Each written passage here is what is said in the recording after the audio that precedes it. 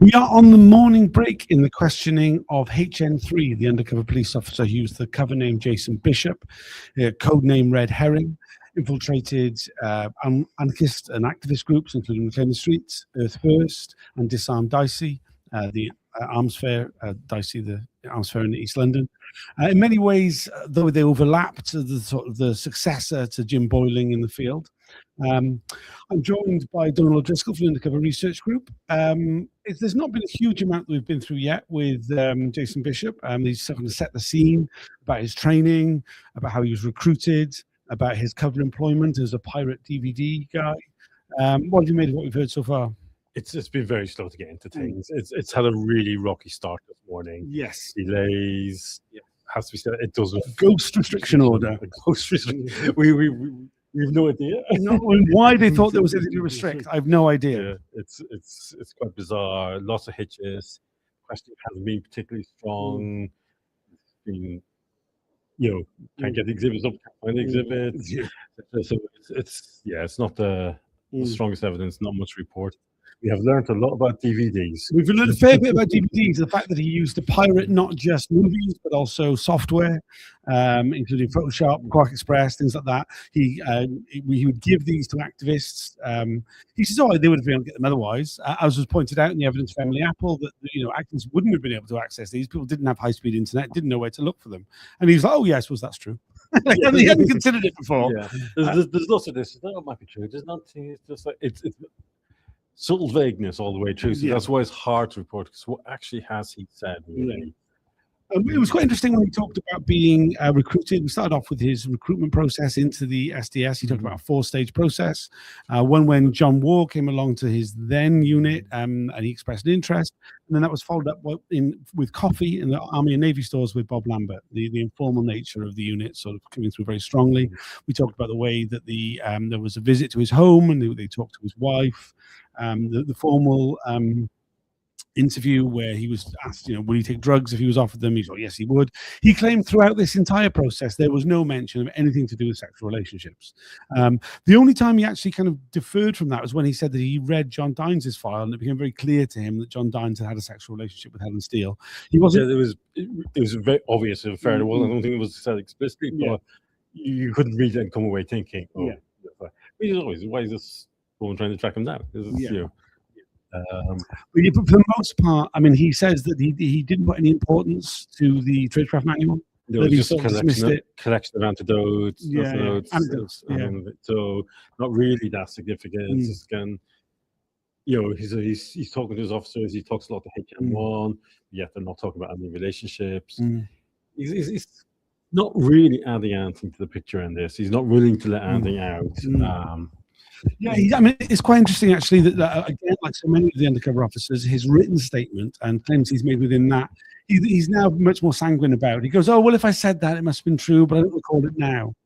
Yeah, it's like, do none of them actually sit down and read your statement before giving this is a good thing? So maybe I said that. How much do they really care about this statement that's been done in their name? That's a really important document. He's not willing to give up too much, and it's like listening to this is like he's coming across. I'm a professional police officer. I managed not to pick up any information among my own people with all these relationships, and I didn't read these important documents around. Well, I kind of read them. And it's like, what are you actually doing here? What is the quality of this unit that makes you a quality unit? Supposedly. I think it's very telling that they went through so many of the SDS officers who were in the field at the time, who he claims he spoke to at length about his deployment before he went into the field, and it was so many of them. It was as Daisy Monaghan, the solicitor for the barrister for the inquiry, was doing the questioning, the assistant counsel, was like, and this officer who was in a sexual relationship at this moment, were you aware? No, and this detective, this supposed intellectual undercover officer, had no idea, supposedly, that they're all it felt like the vast majority of SDS officers at that time were in sexual relationships. You can have no idea whatsoever. Yeah, no, it was like I see no evil, hear no evil, therefore I can't speak about any evil. I mean, particularly Gorling, given that he was posted into the same field as Jim Boyling. He spoke extensively with Jim Boyling. Their deployments overlapped by about a year.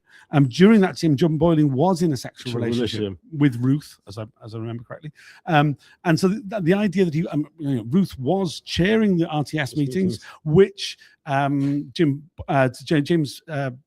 Jason Bishop was attending, though not very often. I mean, I thought it was very interesting. His cover employment supposedly precluded him from going to the meetings. Yeah, because he had to do too much work. It's like, why are you doing work for this? And why are you working as an assistant to was a computer programmer? Yeah, and I'm also thinking, it's like, what is an assistant to a computer programmer? I mean, in 1998, none of this really quite stacks up. And the idea that even, we've seen so many of the reports, just like, oh, such and such is in a relationship, such and such parents, child's parents, this, blah, blah, blah.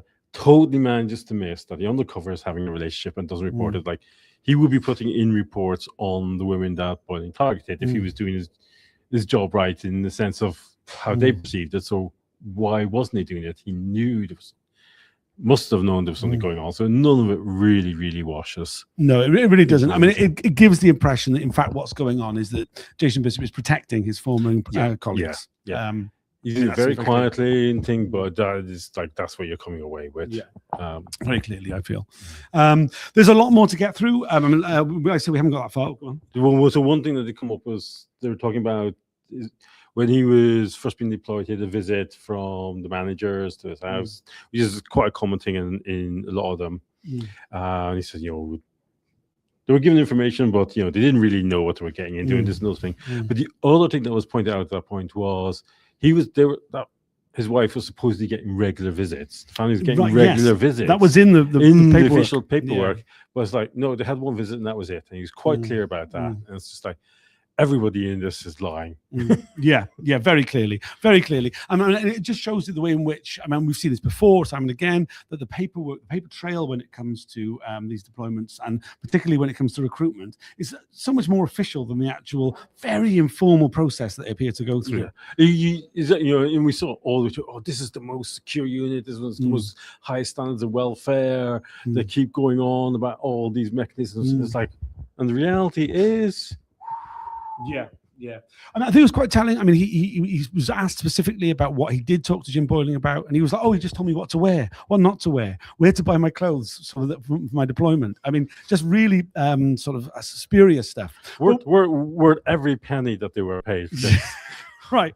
But I mean, I think one of the most interesting bits was when it came to talk about sexual relationships, was when we got to that comment from Detective Chief Inspector Mike Dell. Who issues this statement? Blanket, you will not have sex. Yeah, basically, hard down the line. Yeah, I mean, more than that, but those of you who are currently in sexual relationships undercover, they need to end now. Which, I mean, according to Bishop, he was like, this was just a one-off. It was like, all right, and that's it, and then carry on. He acted like it came out the blue and then went away again. And nobody discussed it. Nobody discussed it. There was no discussion whatsoever. Okay, yeah. What was the reaction of your fellow undercover officers? Oh, I can't help you with that. Yeah. Very telling. Very telling. It's fair. Definitely. Yeah. No, completely. I think it's. Oh, right. Okay. Sorry. Zoe's been stunned. Yeah. Hello. Sorry. Can I just a couple of things that really struck me as a female.